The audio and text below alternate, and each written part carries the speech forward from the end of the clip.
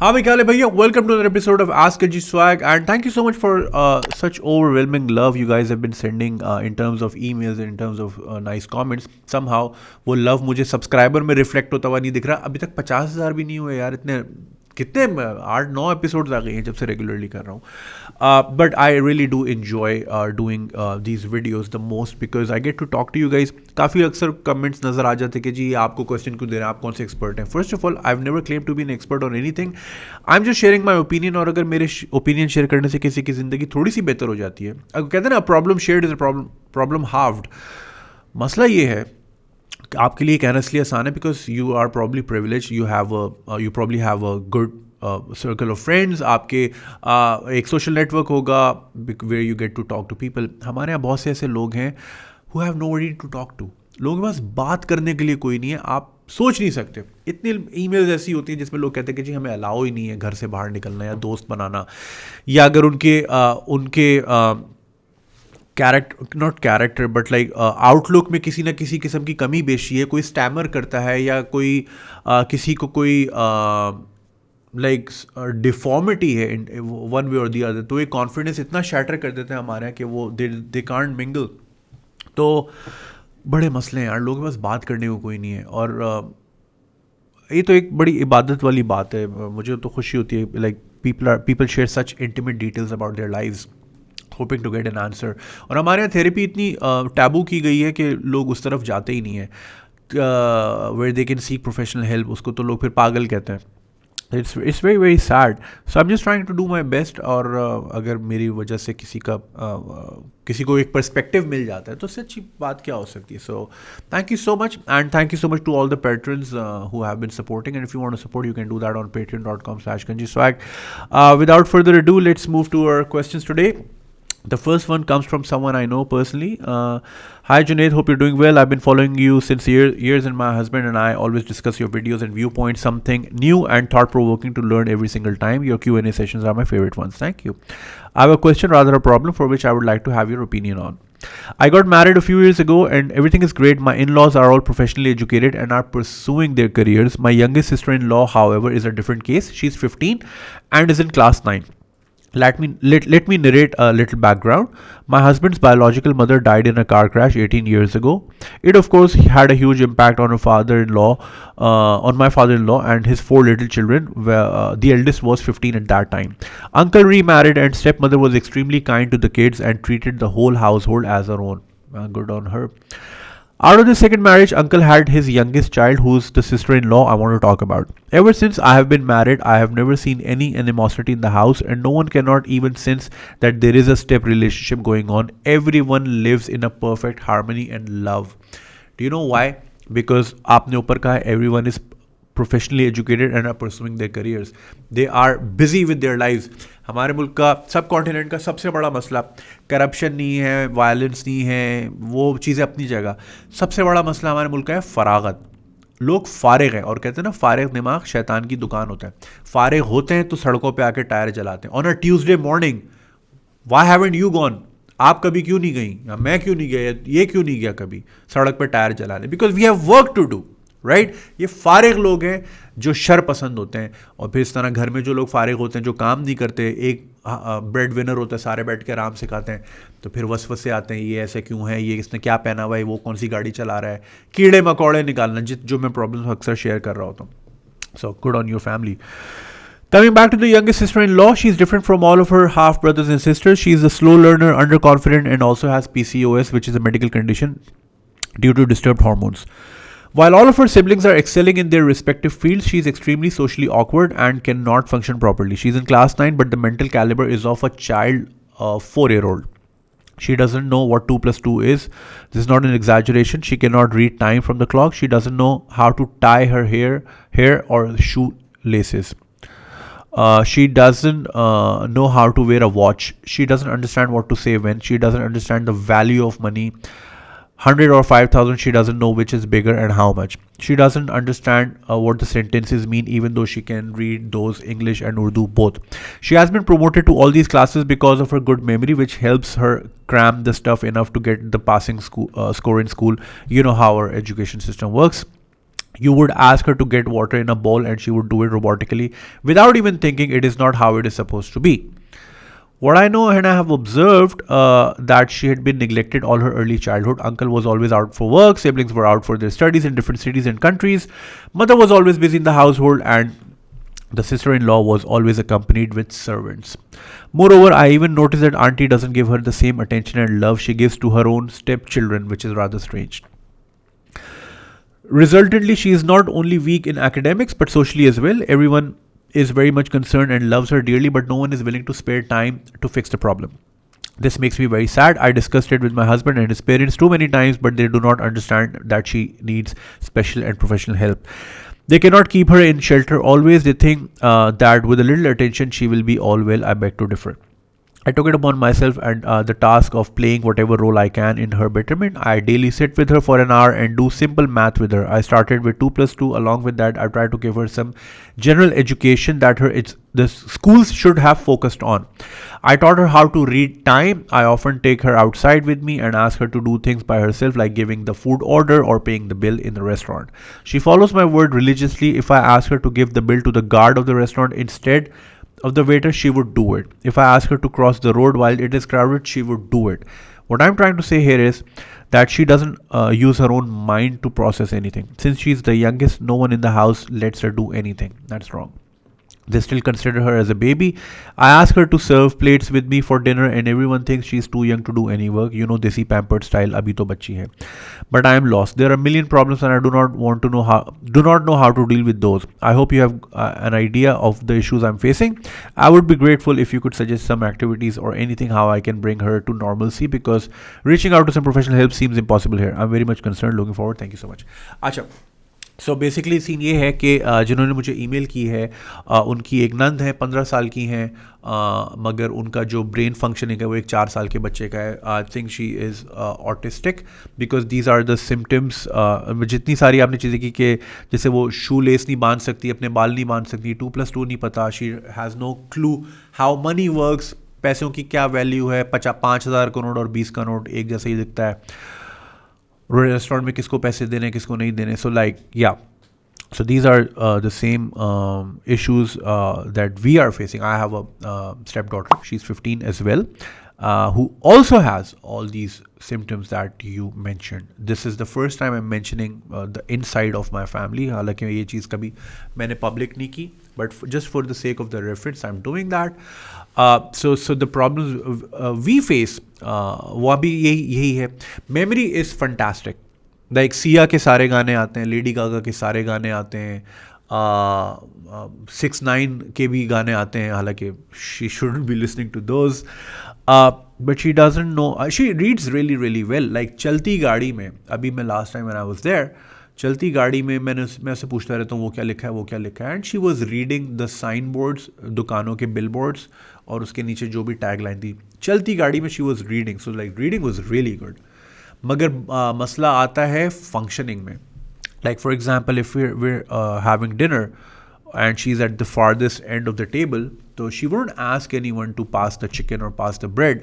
वो खुद ही उठ के आगे जाके यूँ करके, लाइक थोड़ा सा awkward. So we have to tell her कि you shouldn't do that, you should ask someone who is sitting near the bowl and you should ask that person. Similarly we gave her phone. Lockdown था और बच्चे 4-4 महीने घर में थे. So like we thought कि she need some her own YouTubing, and she watches a lot of those Disney channel वगैरह वगैरह. सो she started to use Instagram to get in touch with her cousins.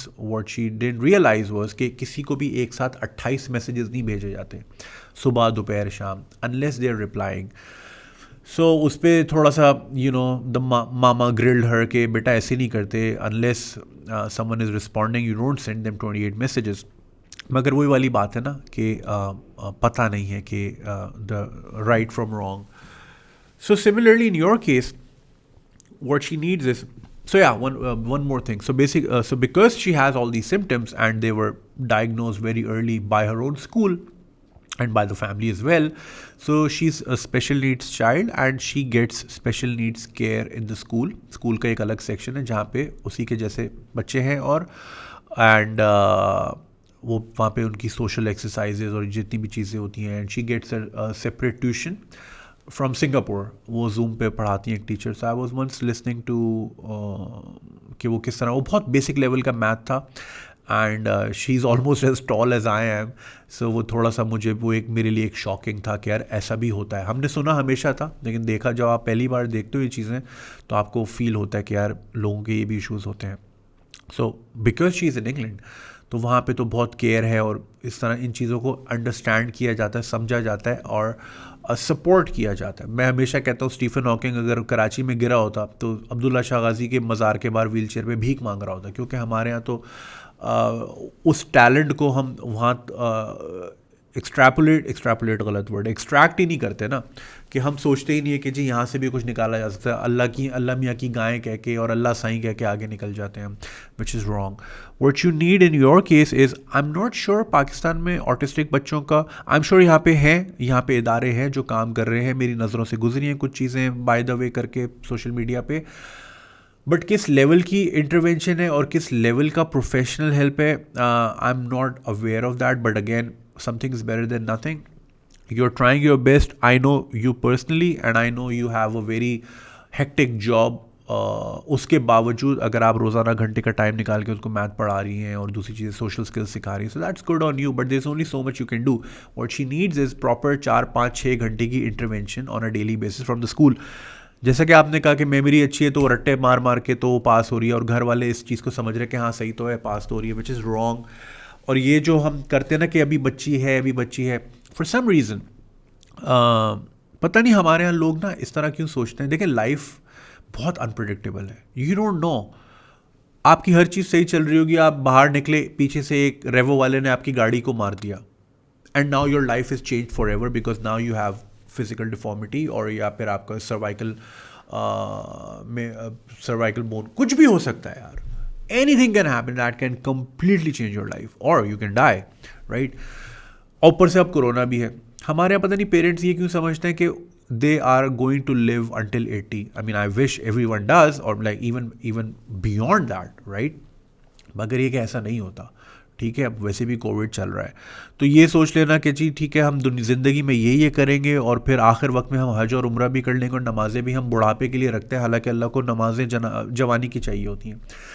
तो पता नहीं हम ये क्यों assume करते कि हाँ हम तो बैठे हैं ना, ये सही हो जाएगी, ये गलत है। और ख़ास तौर पे ऐसे बच्चे होते हैं vulnerable, because they seek attention, they seek validation, और फिर उनको कहीं से भी मिलेगी। और internet is full of people who are, वो घात लगाए बैठे हैं, और ऐसे लोग फिर आपको प्रोफेशनल लाइफ में या रियल लाइफ में जब आपका सामना होता है तो वो आप 5,000 का नोट देंगे, वो आपको 20,000 का नोट पकड़ा देगा बैंक वाला, और आप बगैर देखे आ जाओगे।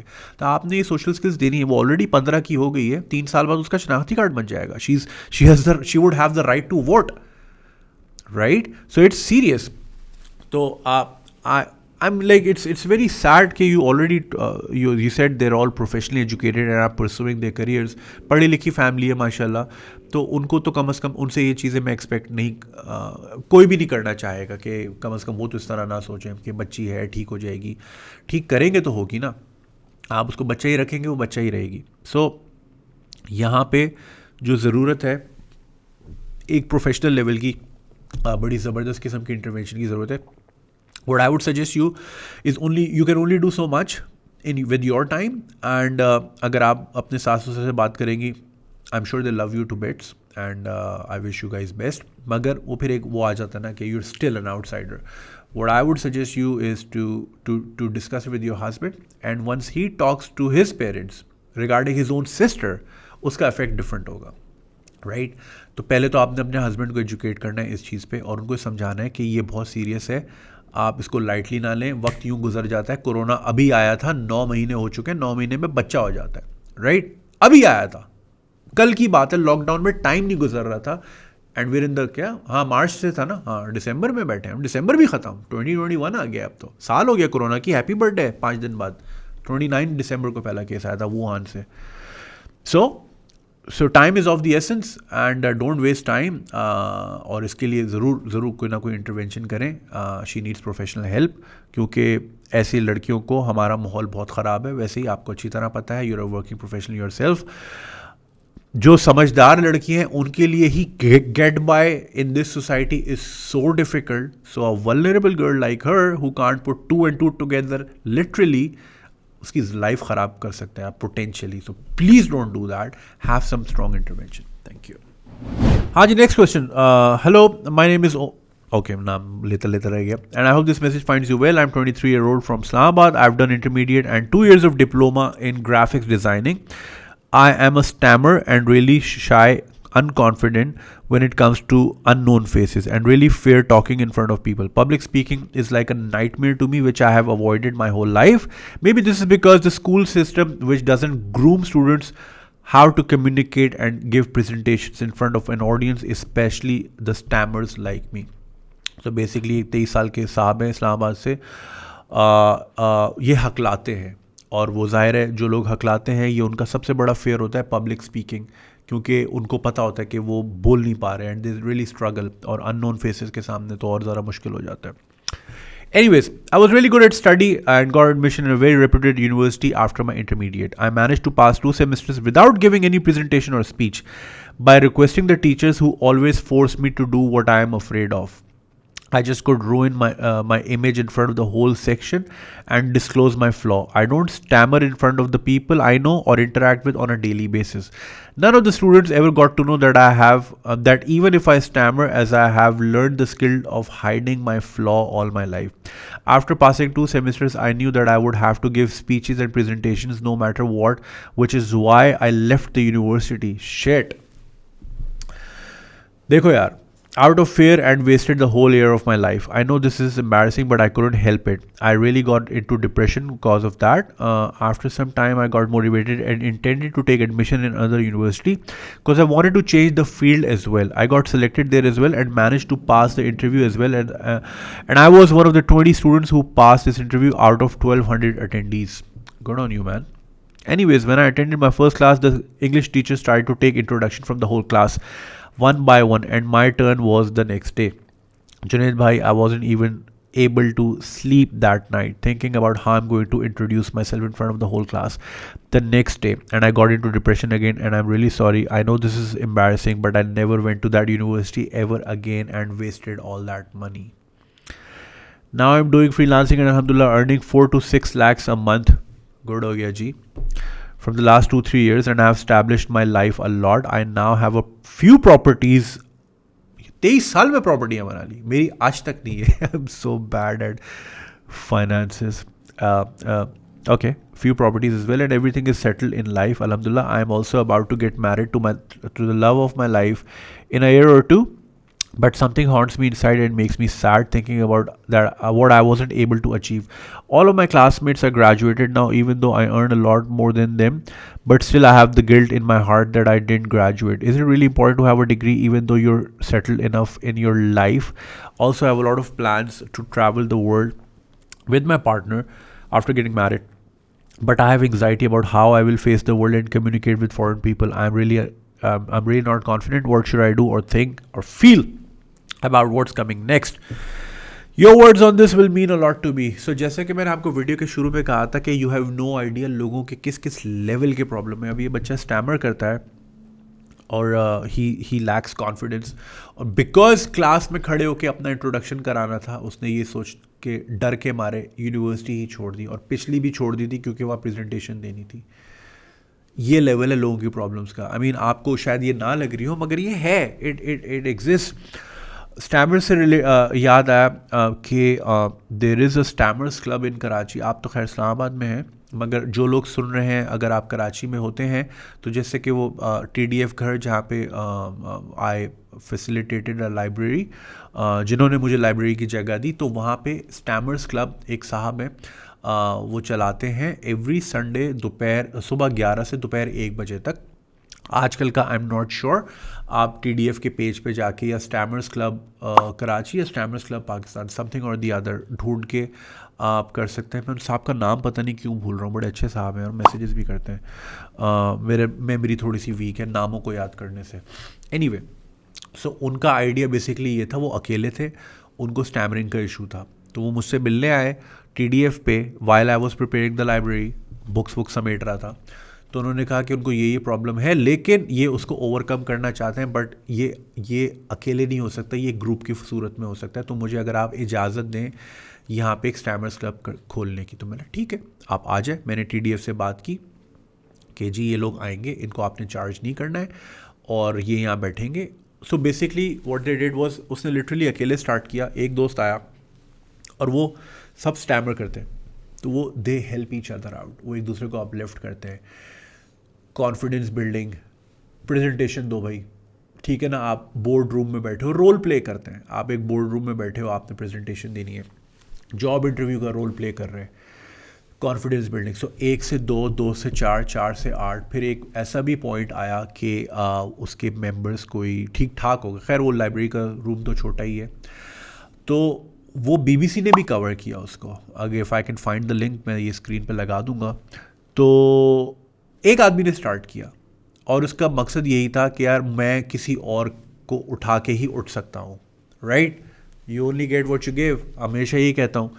तो आज माशाल्लाह वो they're very confident in life और उनकी सोशल स्किल्स बहुत बेहतर हो गई हैं, just because they were able to uplift each other, they understood each other. जो लोग, मैं हमेशा ही कहता हूँ कि अगर आप सही सलामत हैं, मतलब आपकी कोई किसी किस्म की आप जो है ना डिफॉर्मिटी कहना, आई डोंट नो सही है कि नहीं है, किसी भी किस्म की कोई कमी बेशी अगर आपकी ज़िंदगी में नहीं है, आप चलते सही हैं, आप उठते बैठते सही हैं, आपकी बॉडी में कोई प्रॉब्लम नहीं है, आपकी स्पीच में कोई प्रॉब्लम नहीं है, आप बहुत प्रिविलेज्ड हैं। आपकी नज़र में कोई प्रॉब्लम नहीं है, आप बहुत प्रिविलेज्ड हैं।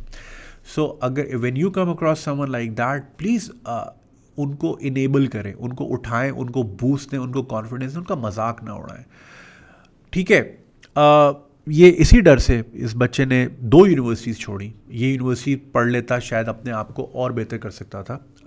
I am not saying he is not doing well right now, माशाल्लाह, मगर ये कि उस डर की वजह से कि लोग हंसेंगे, लोग क्या कहेंगे, ये लोग क्या कहेंगे ने मार दिया, सब कॉन्टिनेंट को ख़त्म कर दिया है। सब कॉन्टिनेंट, यार अंग्रेज़ पागल नहीं था 500 साल पहले, दुनिया छोड़ के यहाँ आके बैठ गया था। यहाँ पे सब कुछ था। This was the golden bird, the golden sparrow of the world. India का GDP, यार वो बुक है ना शशि थरूर की, क्या नाम है यार, मैं नाम भूल जाता हूँ हमेशा, अभी स्क्रीन पे आ जाएगी।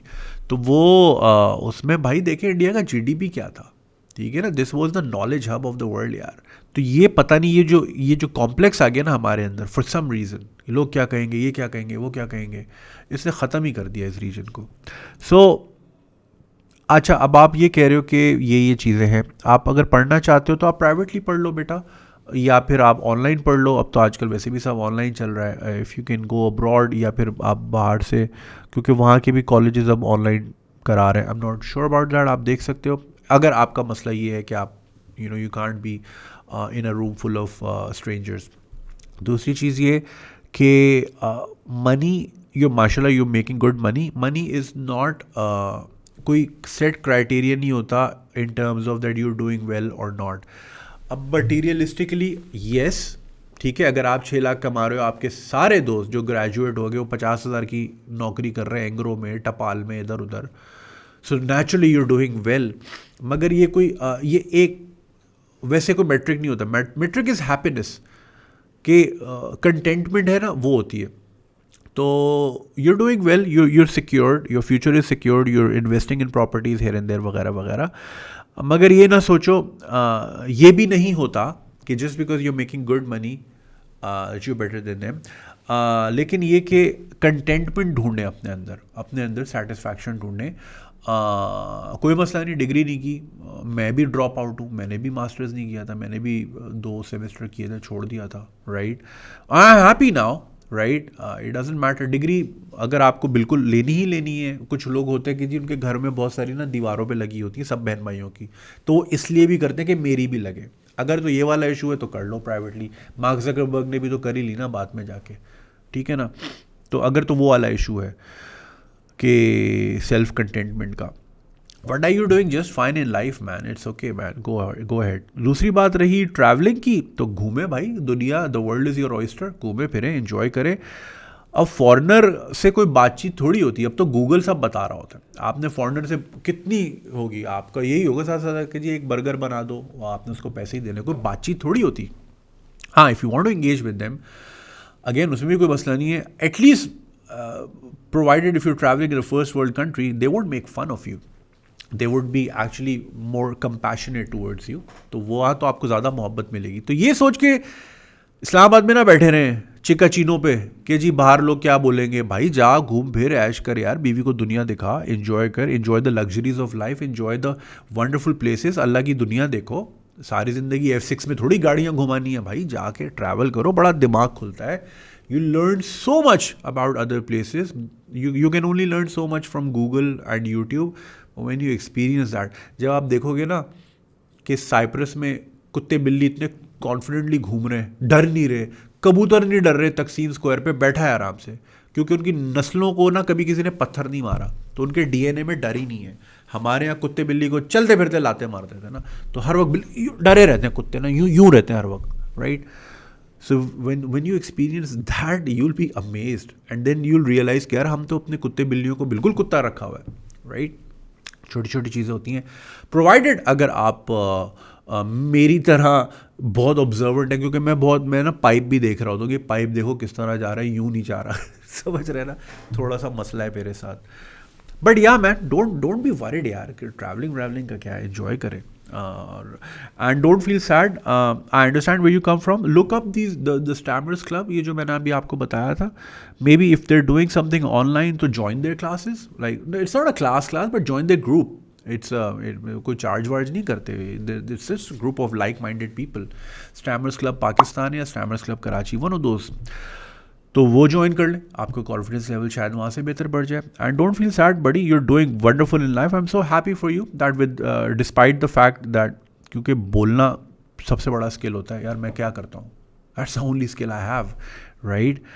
उसके बावजूद आपने इतना अच्छा, मतलब like you done well for your life, so you doing wonderful. Don't feel sad man, हल्ली वल्ली एंजॉय करो। हाँ जी, the next one is where should I walk, no footpaths no spaces, ये टाइटल है। अस्सलाम वालेकुम जुनैद भाई, I hope you are doing well and healthy.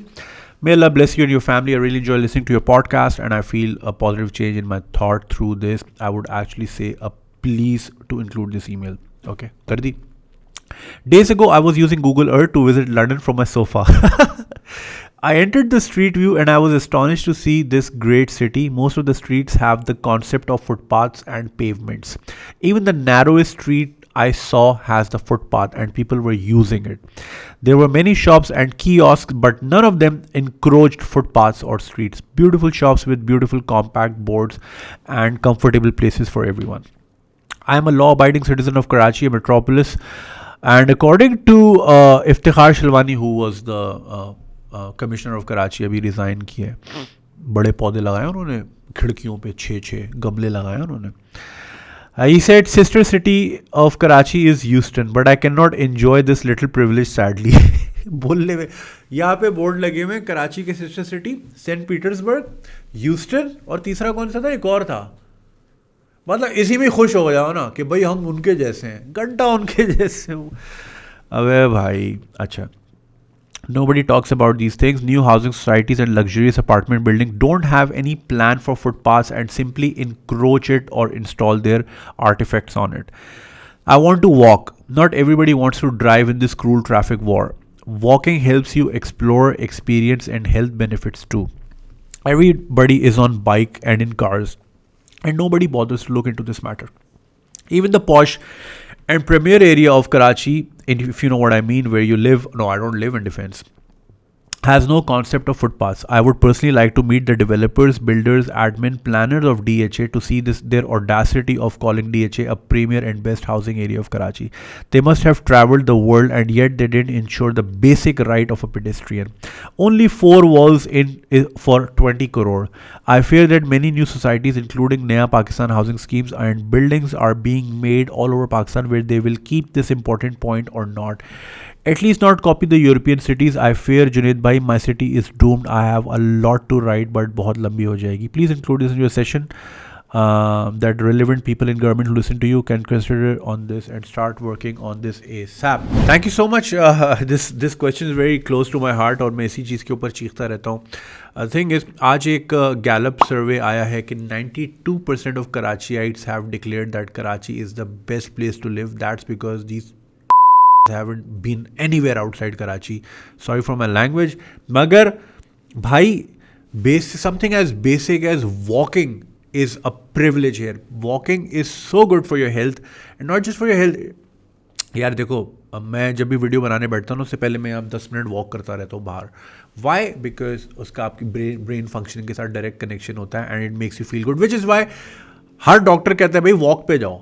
Walk जो है ना बड़ी, यहाँ पे फुटपाथ शहर डिज़ाइन ही नहीं हुआ पैदल चलने के लिए. हम जो इतने बड़े बड़े बना देते हैं जी सिग्नल फ्री कॉरिडोर, तो उसमें पेडिस्ट्रियन किधर जाएगा? वो पेडिस्ट्रियन के लिए सबसे बुरा होता है. वो साइकिल वाला कैसे साइकिल अपनी लेके दूसरी साइड पे जाएगा? वो तो नहीं आ सकता कार साथ से पूरी घुमा के अपनी साइकिल, उसका तो आधा दिन उसमें गुजर जाना है. Right? We don't design city for the poor, we design cities for the cars.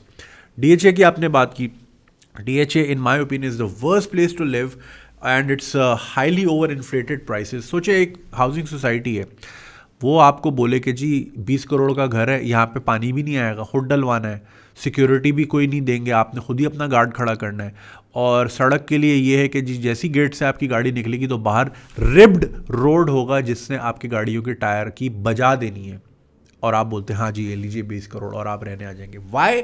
Because as people we don't understand value for money. कि यार अगर एक चीज़ है कि उसकी तो उसके साथ जो प्राइस टैग लगा हुआ है वो जस्टिफाई कर रहा है कि नहीं. सो फॉर एग्जांपल ये लॉजिटेक का माउस है, तो अगर ये कितने का मिलता है? 3-4 हज़ार, 300-400 का ना. सो इट मेक्स सेंस कि यार इट्स लो क्वालिटी ब्रांड वगैरह वगैरह. But like if you move to this magic mouse तो समझ आता है कि हाँ $80 है क्योंकि एप्पल है, प्रीमियम है और क्वालिटी में बहुत डिफरेंस है वगैरह वगैरह वगैरह. फ्लेक्स नहीं कर रहा था, एक बात बता रहा था. मगर हमारे यहाँ लोग वैल्यू फॉर मनी नहीं देखते. हमारे यहाँ हम चूँकि एक वन अप सोसाइटी हैं, लोग गाड़ी ख़रीदते हैं इसलिए नहीं कि यार कंफर्ट लेवल है, वो इसलिए कि जी दिखाएंगे, देखेगी दुनिया कि जी खालू के पास बाइक है ना, उनको सड़ाने के लिए. यार डिफेंस में घर क्यों लेना है? ताकि जी लेबल लग जाए, जी वो तो डिफेंस में रहते हैं, ताकि फेडरल एरिया वाले रिश्तेदार नाजमाबाद वाले सड़ते रहें कि यार ये डिफेंस चले गए. डिफेंस से ज़्यादा अच्छा नाजमाबाद है भाई इन माय ओपिनियन. इतनी चौड़ी सड़कें.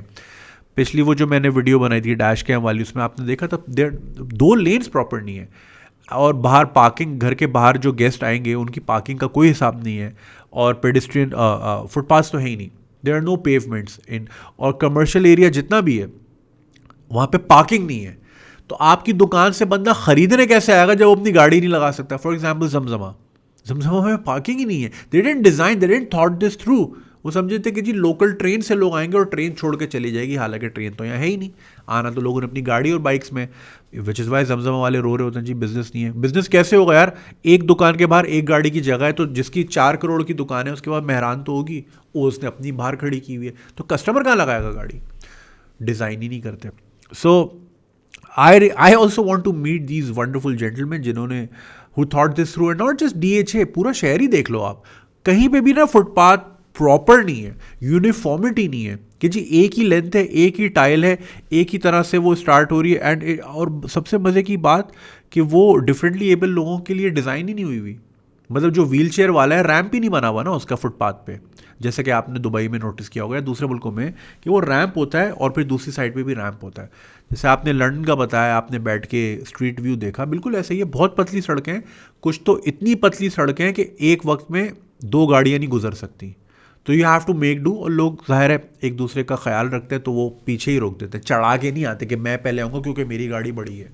ये नहीं होता.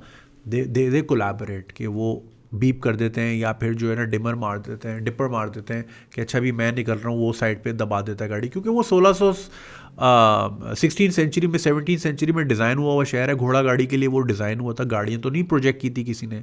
But now they make do with that city. Footpaths भी पूरी हैं. एम्स्टरडेम की मैं आपको मिसाल दूँ, एम्स्टरडेम में तो जगह ही नहीं है, पानी के ऊपर वो बना हुआ है वो शहर. उसके बावजूद इतनी पतली सड़कें थी, उसके बावजूद not only there was a place to walk, उसी के साथ साइकिल लेन भी थी, उसी के साथ बस लेन भी थी, उसी के साथ ट्रैम की लेन भी थी, उसी के साथ कैब की लेन भी थी। You get what I am saying? और सब अपनी अपनी लेन्स में थे, अपने काम से काम, जिसने जहाँ होना है वो वहीं था, कोई भी नहीं फंस रहा था। तो जब लोग एजुकेटेड होते हैं उनको पता है कि जी मैंने इस पे रहना है, फिर कोई नहीं फंसता। जहाँ पता ही नहीं हो जी किसने साइकिल मतलब बाइक वाला फास्ट लेन में घूम रहा है बगैर उसके, आपने देखा था, अभी मैंने वीडियो बनाई थी, अभी और भी आएंगी उसकी। So we don't design cities. I don't know ये किस तरह के लोग हैं और क्या सोच के ये भाई इंटेलिजेंट डिज़ाइन, कम्युनिटी डिज़ाइन बहुत ज़रूरी होता है। जैसे कि मैंने एक पॉडकास्ट का एक जिक्र किया था, 99% इनविजिबल एक पॉडकास्ट है, उसमें एक एपिसोड था, आई थिंक 334 था या कौन सा था, अबाउट द लाइब्रेरीज़। तो उसमें सोशल इंफ्रास्ट्रक्चर की बात की थी कि सोशल इंफ्रास्ट्रक्चर किस तरह आपकी ज़िंदगी में आपकी लॉन्जेविटी हो जाती है आपकी ज़िंदगी में। फॉर एग्जांपल, उन्होंने एक एक्सपेरिमेंट किया था, सोशल साइंटिस्ट ने, एक शिकागो की एक एरिया था, बड़ा डिजर्टेड सा था, क्राइम रेट वहाँ ज़्यादा था। वहाँ पे लोगों को हार्ट मॉनिटर लगा के बोला कि आप चलते रहो और शाम को अपनी रीडिंग्स हमें दे दिया करें। तो लोग जब भी डार्क एली से गुजरते थे ना, उनकी हार्ट बीट तेज़ हो जाती थी। वाई? बिकॉज अंधेरा है, क्राइम हो सकता है, कोई मार सकता है, स्टैबिंग हो सकती है, कुछ भी हो सकता है, राइट? हार्ट रेट ज़्यादा था, इट वॉज एबनॉर्मल, और अगर यही कंसिस्टेंसी रहती तो बहुत जल्द हार्ट अटैक भी हो सकता था। उन्होंने उसके इलाज क्या किया? स्ट्रीट लाइट लगा दी। जैसी स्ट्रीट लाइट लगी, हार्ट रेट नॉर्मल हो गया लोगों का। और ये बाद में भी डीसी इस्लामाबाद से भी करके आया था, उनको भी मैंने पूरा ये समझाया था, and he was really happy to hear these things. और उन्होंने यही सोचा कि यार हम स्ट्रीट लाइट्स ही लगा लेते हैं, if we can't control crime, light लगाने से ना बहुत सारे मोबाइल चोर नहीं आते उस गली में। आपने अपनी गलियों में देखा होगा, मैं कराची की बात कर रहा हूँ, मोबाइल बहुत छीनते होंगे। जिस दिन आपने बड़ा वाला बल्ब लगाया, छीना झपटी ख़त्म हो गई। डिटरेंट होता है, राइट? वो कहते हैं ना कि crime is not committed because they want to commit a crime. It is committed because the environment is supporting. For example, आपने देखा है लोग किस तरह रॉन्ग वे आते हैं कराची में, एयरपोर्ट के सामने रॉन्ग वे आ रहे होते हैं, शारा फैसल पे रॉन्ग वे आ रहे होते हैं। Why? No consequences, right? So environment support कर रहा है। They might not want to do that अगर कॉन्सिक्वेंसेज हो, तो चूंकि एनवायरनमेंट सपोर्टिव है, सब रॉन्ग आ रहे हैं। आपने देखा था, वीडियो में भी देखा था। इसी तरह स्ट्रीट लाइट नहीं है और फिर पुलिस भी नहीं पकड़ेगी, पुलिस पकड़ेगी भी तो 150 दे के छोड़ देंगे। तो बिकॉज ये सारा एनवायरनमेंट सपोर्ट कर रहा है, तो बंदे का कॉन्फिडेंस बढ़ रहा है कि मैं जाके मोबाइल छीनूं। सो ये सोशल इंफ्रास्ट्रक्चर और सोशल इंजीनियरिंग की हमें बहुत ज़रूरत है। उसके लिए आपको चाहिए सोशल साइंटिस्ट। यहाँ पे बैठे हैं जी सोशल साई बैठे हुए हैं। अब इसमें लोग बोलेंगे कि जी आप एक सर्टन तबके को टारगेट कर रहे हैं, मैं एक सर्टन तबके को नहीं, ओवरऑल पाकिस्तान की बात कर रहा हूँ। जो चापलूस है वो ऊपर बैठा हुआ है, उसने कभी ज़िंदगी में ट्रैवल ही नहीं किया, अगर किया भी है तो दुबई में किया है, वो भी कहाँ, दुबई मॉल में किया है या बरस्ती में किया है, राइट? तो उसने तो उस नज़र से ही नहीं देखा ना सड़कों को, वो पैदल ही नहीं चला दुबई की सड़कों पर, क्योंकि गर्मी बहुत थी, तो एसी वाली गाड़ी में बैठा हुआ था। तो जब वो फुटपाथ पे चलेगा तो देखेगा ना, अच्छा इन्होंने ऐसे डिज़ाइन किया, यार कराची में भी यही करना है। उन्होंने कभी देखा ही नहीं। आपने कितनी बार सुना होगा, हमारे यहाँ से डेलीगेशंस जाते भी हैं किसी किस्म की ट्रेनिंग लेने, तो वो तो वहाँ शॉपिंग कर रहे होते हैं। एम्बेसीज अगर बुलाती हैं कि जी फलानी चीज़ पे ट्रेनिंग है, वो बाहर जाके शॉपिंग करते हैं। H&M के थैले हाथ में होते हैं उनके। वो PIA का जो एक वाक़या हुआ था जिसमें पायलट और को पायलट दोनों सो गए थे और सर्बिया के ऊपर से जहाज़ अपने आप को आइडेंटिफाई नहीं कर पा रहा था, और यहाँ से पूछ रहे थे रेडार वाले कि भाई कौन आइडेंटिफाई कराओ, बिकॉज दे वर स्लीपिंग, उन्होंने अपने फाइटर जेट्स छोड़ दिए थे, right? Why? Because they were shopping the whole day. ये बड़ा मशहूर वाक़या है। पायलट और को पायलट पूरा दिन शॉपिंग कर रहे थे। ये तो हाल है इन लोगों का। तो कैसे पता चलेगा जब तक ये अच्छी जगह जाएंगी नहीं? अब खाली ये लिख देना कि सिस्टर सिटी ऑफ ह्यूस्टन है, अबे तो ह्यूस्टन जाके देखो भी तो सही, उन्होंने डिज़ाइन कैसे किया, कितने बड़े बड़े पार्किंग लॉट्स होते हैं। यार आप कुछ नहीं, आप एक काम कीजिए, अमेरिका की मस्जिदें देखें और उन मस्जिदों के बाहर पार्किंग स्पेसेस देखें कितने, और फिर कंपेयर करें कराची की मस्जिदें जो कि बनी हुई आधी रोड पे, ख़ासतौर पे कैफ़े प्याला के साथ जो एक मस्जिद है वो नाले के ऊपर बनी हुई है। अब ये फिर लंबी डिबेट है, फतवे वतवे ना आ जाए, मगर मस्जिद भी भाई जब मैं प्रॉपर गाड़ी लगाऊंगा तो मैं ज़्यादा, I would be more eager to pray when I know कि I can easily park my car. जब मुझे पता होगा यार मैं गाड़ी से ही खड़ी नहीं कर सकता, टेढ़ी मेढ़ी होगी, कोई शीशा ले जाएगा, कोई मार के चला जाएगा, तो मैं नमाज़ पढ़ने कैसे जाऊँगा? You what I am saying? तो देखें वो कम्युनिटी सेंटर कैसे डिज़ाइन किए हुए हैं। और मस्जिद के साथ बास्केटबॉल कोर्ट भी है। भाई यूथ को आपने अट्रैक्ट करना है तो ऐसे ही होगा। इस पे ऊपर मैं एक पॉडकास्ट बनाना चाह रहा हूँ, मगर वही वाली बात है ना, मज़हब से रिलेटेड कोई भी बात करे तो बहुत हेट आता है और लोग फ़ौरन जो है ना मारने मुड़ने की बात करते हैं लोग इस तरह। एक भाई ने मेरी बड़ी अच्छी लंबी सी ईमेल की, पिछले वाली मैंने उसमें कहा था वो आले मोहम्मद और आले इब्राहिम वाली में जिक्र किया, तो उन्होंने मुझे पूरा एक्सप्लेनेशन भेजा और उन्होंने मुझे करेक्ट किया, and that's a right way to do it. ठीक है ना, नाउ आई एम एजुकेटेड। अगर गालम गलोच आई होती 4 गालियाँ मैं भी आगे से देता, बात ख़त्म। ना मैं कुछ सीखता ना वो कुछ सिखा पाता, दोनों गुनाह करते। तो ये हमें ज़रूरत है। तो इस पर ना मैं एक बनाना चाह रहा हूँ कि हम बड़े आराम से कहते हैं कि जी आज की यंग जनरेशन दीन से दूर है, राइट। भाई आप अट्रैक्टिव तो करो, अट्रैक्टिव इन द सेंस में ये नहीं कह रहा कि जी मस्जिद में म्यूज़िक लगाओ तो यंगस्टर्स आएंगे, नहीं। लेकिन बचपन से आप क्या एक्सपीरियंस करते हो? आप नमाज़ पढ़ने आते हो, बचपन में तो सबको शौक होता है ना, नमाज़ पढ़ेंगे, दुआ करेंगे। वो बड़े में पीछे जाओ, पीछे जाके कोने में जाके पढ़ो। क्यों कोने में? तू जा कोने में, तू जा कब्र में। ये जो एटीट्यूड है ना, ये बच्चों को नफरत, बच्चों को कहते हैं यार मस्जिद में जाओ तो वो डांटते हैं, मस्जिद में जाओ तो मारते हैं। अगर मस्जिद में बच्चे खेल रहे हैं तो खेलने दें, बिल्कुल खेलने दें, कोई मसला नहीं है। वो एक दिन जब बड़े हो जाएंगे, जब देखेंगे जमात हुई, वो खुद खड़े हो जाएंगे। आप उनको जी लितर परेड करते हो तो बच्चा कहता है बाहर में जाओ, मैंने आना ही नहीं मस्जिद में। इसके ऊपर मैं एक पूरी बनाऊंगा without getting controversial. I will try my best to do that. Anyway, coming back to this, I totally agree man. हम लोग शहर पैदल चलने वालों के लिए डिज़ाइन ही नहीं करते। शहर का डिज़ाइन बहुत बुरा है। अब जहाँ गाड़ियाँ लगनी थी वहाँ बिल्डिंगें खड़ी हैं। सर्विस लेन है ही नहीं यहाँ पे। Service lane is suppose to serve you, और सर्विस लेन में भी एक रूल होता है कि जिस डायरेक्शन का रोड होता है उसी डायरेक्शन से आप एंटर हो सकते हो। यहाँ सर्विस लेन भी 2 वे रोड होती है। फिर उसमें गाड़ियाँ, अगर आपने लाइन नहीं खींची हुई कहीं कि गाड़ी पार्क किधर करनी है, आप कहीं भी ट्रैवल करेंगे ना, the roads talk to you, they tell you ये वाली लेन यहाँ मुड़ने की, ये वाली यहाँ के लिए। There so many boards. मैं साल्सबर्ग से वियना आ रहा था वापस, and as I was entering Vienna, मैंने ज़िंदगी में इतने सारे ट्रैफिक के बोर्ड एक साथ नहीं देखे जितने मैंने उस वक्त देखे। I wish I could record that. By the time मैंने वो फ्रेम ऑफ रेफरेंस समझ आया तो वो बस गुजर चुकी थी। इतना कम्युनिकेट करता है रोड आपसे, यहाँ पे ये है, आगे स्पीड ब्रेकर है, ये स्कूल जोन है, यहाँ पे स्पीड लिमिट ये। आप मुझे ये बता दो, शारा फैसल पे what is the speed limit? What is the speed limit of Shara Faisal? How fast can I drive there? There is no mention. I can go 160, मुझे पुलिस रोक ही नहीं सकती, बिकॉज कहीं लिखा ही नहीं है कि ये कितने की रोड है। तो जब आप बता ही नहीं रहे कि वायलेशन क्या है, तो how do you expect people to behave, right? तो बहुत साइंस है यार ये।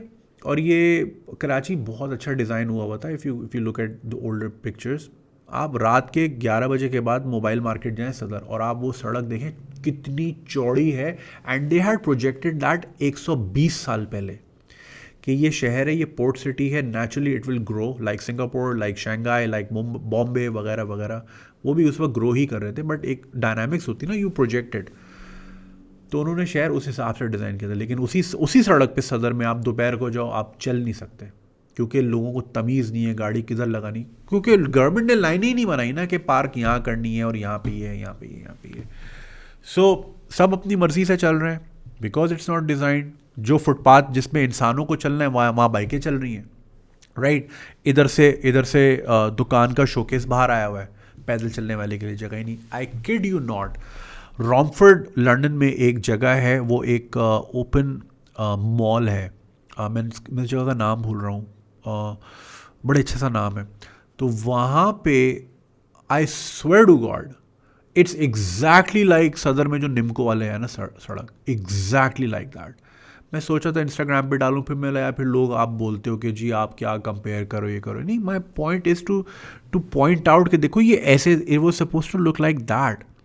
फिर वो आप आ जाते हो जी गरीब ठेला कहाँ लगाएगा? भाई गरीब के ठेले का ख्याल है अपने घर में लगवा ले भाई, रास्ते क्यों ख़राब कर रहा है? तो वो जो सदर में निम्को वाला एरिया है ना, it was exactly design like that.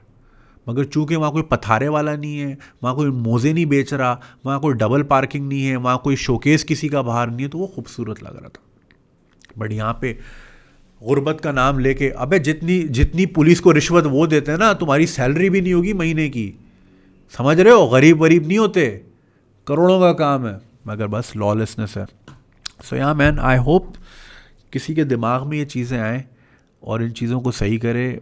शहर का डिज़ाइन थर्ड क्लास है कराची का। और जो कहते हैं ना it's the best place to live, I swear to God वो नॉर्थ कराची से ही बाहर कभी नहीं निकले होंगे, वो बफर जोन से ही नहीं बाहर निकले होंगे। बस ज़्यादा से ज़्यादा उन्होंने सी व्यू देखा होगा और उनकी नज़र में सी view would be the best beach in the world. ऐसे लोगों से बंदा क्या बात करे। खैर, एनीवे, थैंक यू। हाँ जी, last question for today, future technology and humanity and your thoughts. Assalamu alaikum Junaid bhai, I recently watched your podcast with Osama where you guys were predicting a very dark future of technology, and it's like you guys are believing that it will harm humanity in the long term. So I want to ask that, why are you working for technology?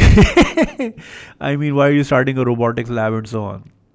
This might seem a bit childish of a question, but I really want to contribute in technological revolution, but it will harm humanity in the longer term. Then I don't want to work as passionately as I could. Kindly answer my question the best possible way you can. I hope you get the point what I'm trying to ask. Thank you for your taking my question.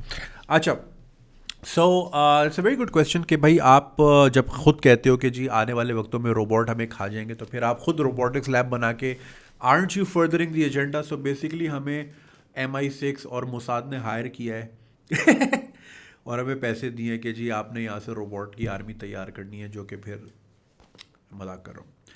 So basically thing is it's not देखो, technology की improvement is inevitable, वो तो होनी ही होनी है।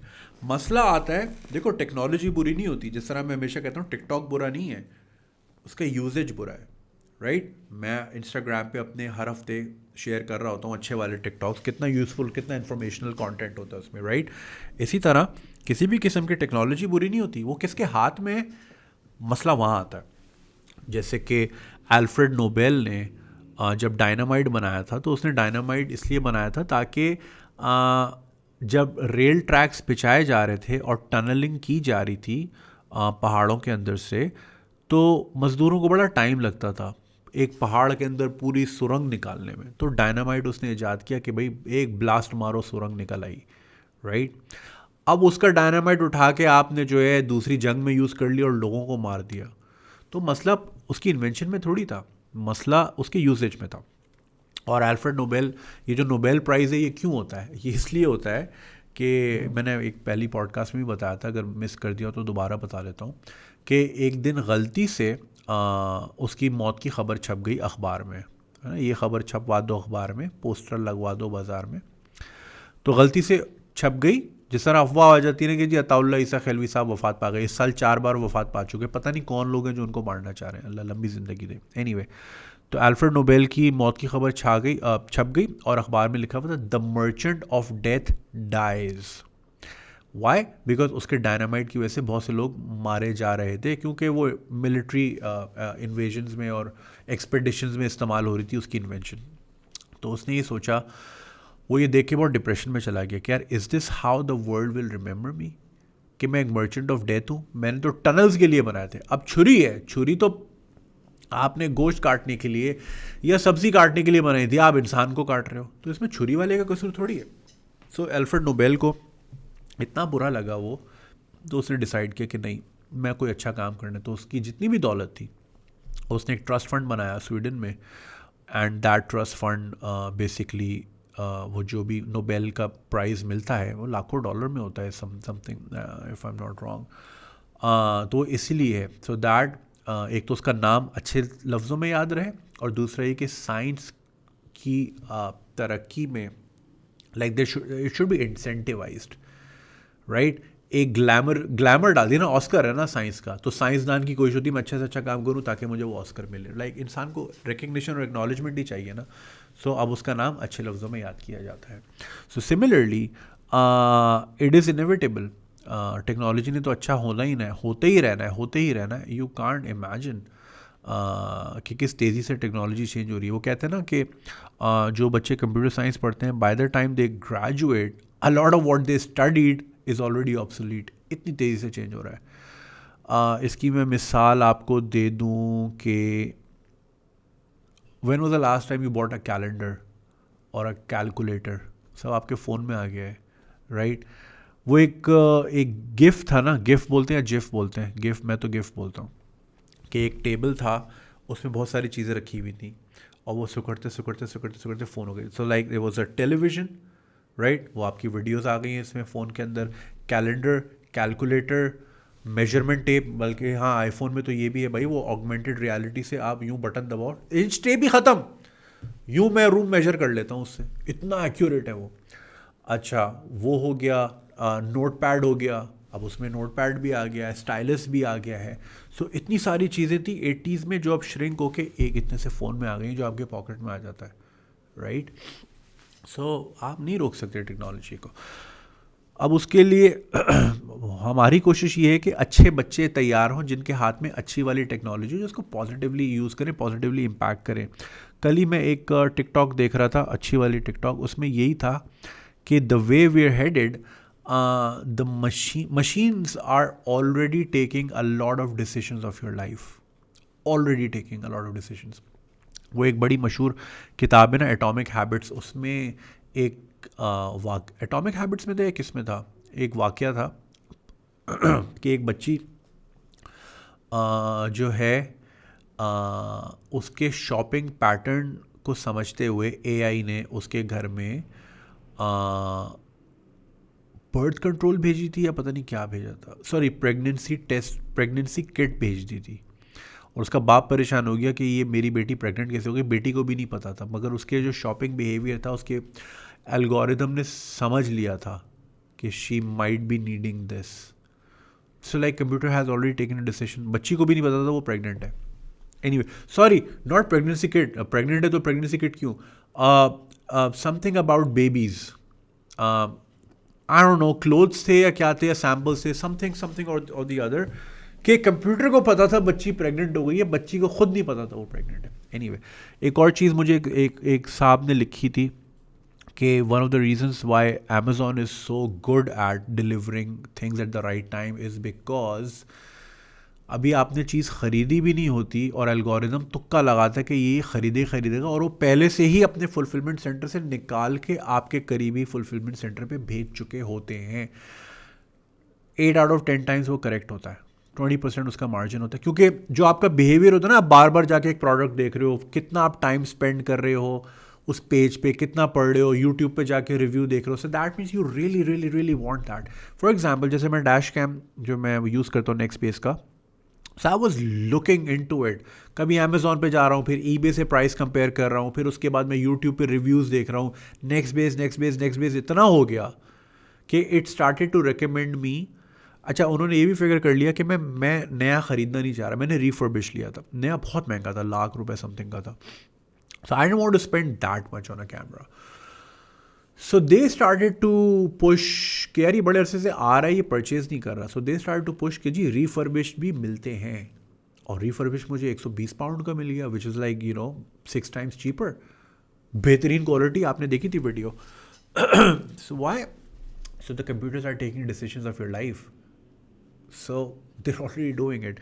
और आने वाले वक्तों में जो सोशल स्कोरिंग है, that is going to fuck things up really bad, जैसे कि चाइना में हो रहा है कि पुलिस मॉनिटरिंग, साइबॉर्ग आप फिल्म देखें, आप डेमोलिशन मैन देखें, ये फिल्में 91 में आई थी, 91 और 93 में, they had predicted all of this, तो ये तो होना ही था। अब मसला ये है कि कुछ लोगों की ख्वाहिश होती है कि उनके पास ज़्यादा से ज़्यादा पावर हो, so they abuse the power, absolute power corrupts absolutely, so they are going to use these things to their advantage, and they would be a point कि कंप्यूटर्स उनको भी टेक ओवर कर लेंगे। इवेंचुअली हम matrix की तरफ जा रहे हैं। सो जितना हम अच्छा इसमें एडिशन कर सकते हैं, डार्क फ्यूचर तो है, मगर हमें अच्छी फोर्सेस भी तो तैयार करनी है ना, गुड एंड बैड और गुड और ईवल का बैलेंस तो रखना, यिन एंड यांग है ना पूरी दुनिया, तो हमें यिन और यांग पे ही तो काम करना है। सो अगर वो बुरी बना रहे हैं तो हम शायद अच्छी बना लें, बनानी तो पड़ेगी। ऐसा नहीं हो सकता कि अगले रोबोट बना रहे हो और आप तलवार लेके अपनी तलवार मशीन में यूँ तेज़ कर रहे हैं, ये वाला सीन ही नहीं है ना भाई, कंपीट तो उसी लेवल पे आके करना है ना। सो वो कंपटीशन हम तैयार कर रहे हैं, अब वो किसके हाथ में जाता है, क्या यूजेज होता है, वो फिर अल्लाह ही जाने, मगर ये कि computers are already taking decisions of our lives. हमारी जितनी जो सोशल मीडिया रियलिटी है ना, it's curated to the T. और I am trying to say is, मैंने एक टेड टॉक देखी थी बहुत सालों पहले, it was from a journalist, तो वो क्या उसने बताया था कि चूँकि वो जर्नलिस्ट है, उसने इजिप्ट को सर्च किया, तो उसको क्या आया जी, तहरीर स्क्वायर पे हंगामे हो रहे हैं और ये हो रहा है और वो हो रहा है। लेकिन उसका दोस्त जो कि ट्रैवलर था, व्हेन ही गूगल्ड इजिप्ट, तो उसको दिखा रहे हैं पिरामिड्स ऑफ गीज़ा और रिवर नाइल और Luxor and this and that. तो उसने बोला wait a minute, how did Google decided कि मुझे क्या दिखाना है और उसको क्या दिखाना है। एंड वो 8-10 साल पुरानी टेड टॉक है। सो ही हैड प्रोडिक्टेड कि भाई ये बहुत गलत चीज़ है, ये फिर रियलिटी नहीं है, ये फिर बायसनेस है कि जी जुनेद साहब को ये चीज़ें पसंद है, उनको मैं ये वाली चीज़ दिखाऊंगा, इनको ये पसंद है, इनको ये वाली दिखाऊंगा। तो फिर मेरा सेंस ऑफ रियलिटी और आपका सेंस ऑफ रियलिटी तो डिफरेंट होगा, सो विल डेफिनेटली क्लैश। आप बोलोगे इजिप्ट बड़ा अच्छा है, मैं बोलूँगा इजिप्ट में हंगामे हो रहे हैं। We will never come to a proper conclusion because your reality is completely different and computers are doing that. और हमारा सोशल मीडिया क्या है, टिकटॉक क्या है, you know what, TikTok is so threatening to America because उसका algorithm is so, यार phone आ रहा है, एक सेकेंड बाद में बात करता हूँ। हाँ, उसका एल्गोरिदम इज सो स्मार्ट कि आप कौन से टिकटॉक पे कितने माइक्रो सेकेंड रुके थे, ऐसे फुटबॉल वाली है, अगर उसमें मैं ज़्यादा टाइम रुका ना, अब उसने मेरा एल्गो चेंज कर दिया, अब वो फुटबॉल पुश करेगा। फिर किसी दिन मैं स्नूकर पे रुक गया तो वो ज़्यादा पुश करेगा। और मैं ये नोटिस कर रहा होता हूँ from the time when I start using this England वाला टिकटॉक, इतने मल्टीपल फेजेस आ गए। शुरू में पहले स्पोर्ट्स वाले ज़्यादा आते थे, फिर बीच में इन्वेस्टमेंट वाले ज़्यादा आने लग गए, फिर उसके बाद मोटिवेशनल स्पीकर वाले ज़्यादा आने लग गए। यू नो ये बार बार चेंज हो रहा है। सो वो क्यूरेशन जो है ना, ये बड़ी डेंजरस है। From the marketing perspective it's good, targeting ads is very good, क्योंकि फिर आपको वही दिखाएगा जो आप ढूंढ रहे हो and it forces you to buy. तो या मैन, ब्लीक फ्यूचर तो है, मगर हमें अच्छा भी तो बनाना है ना। यही तो भाई जंग हक और बातिल की ही है ना हमेशा से, चाहे वो एंशियंट टाइम्स से आप देख लें, ठीक है ना, निएंडरथाल्स और होमोसेपियंस की क्या जंग थी, बेसिकली सर्वाइवल की जंग थी। फिर उसके बाद नेशन स्टेट्स तो खैर बहुत बाद में है, उसके बाद रिलीजन की जंगें हुई, फिर उसके बाद नेशन स्टेट्स हुई, उनकी जंगें हुई। तो ये तो चल ही रहा है। प्रिमिटिव माइंडसेट तो है ना हमारा, ताकत, द परसूट ऑफ पावर, तो वो बस मीन्स चेंज हो रहे हैं, मेथडोलॉजी चेंज हो रही है, गोल तो वही है, राइट। सो डार्क तो है, तो हमें लाइट वाला अच्छा सा यहाँ से करना है, and that's exactly what we are trying to do. But thanks for a very interesting question. I enjoy exercising my brain cells when I come across these questions. And by the way, before I finish, मेरे पास काफ़ी सारे MD CAT वाले बच्चों के सवालात आए हुए थे। वो मैंने इसलिए नहीं लिए बिकॉज देखिए बेटा, वो है सिस्टमैटिक प्रॉब्लम कि अगर एग्ज़ाम आपका रोल नंबर चेंज हो गया, या आपकी मार्कशीट का कोई मसला हो गया, या आपको वगैरह वगैरह कुछ भी हो सकता है, there is nothing that I can do. I can talk about it, और जो कि मैंने बीच में किया भी था, बट वो होगा तभी जब आप लोग बच्चे जो है ना सड़कों पे निकलेंगे, या आप लोग ना कोई इस तरह का कोई प्रोटेस्ट, कुछ तो आपको करना पड़ेगा। तो मैंने वो इसलिए नहीं लिए बिकॉज वो एक सिस्टमैटिक इशू है। These are individual questions, most of these, किसी को स्टैमरिंग का मसला है, या किसी की नन जो है वो उसकी लर्निंग एबिलिटीज़ स्लो हैं। So these are personal things that I can easily talk about. अब एक MD CAT, ये फलानी जगह करप्शन हो रही है, फलानी जगह ये हो रहा है, I can talk about it, but उसका कोई फ़ायदा नहीं है। सो उसको आपने अपने एंड से ही खुद से खुद देखना है। Anyway, thank you so much for your time. If you have come this far, I appreciate. आप लोग बात सुनते हैं, यहाँ तक आते हैं, एंड तक आते हैं। सब्सक्राइब करना नहीं भूलिएगा पेट्रियन पे। If you want to support, you can do that. इंशाल्लाह आपसे फिर थर्सडे को मुलाकात होगी। अपना ख्याल रखिएगा। Thank you. हाफिज़।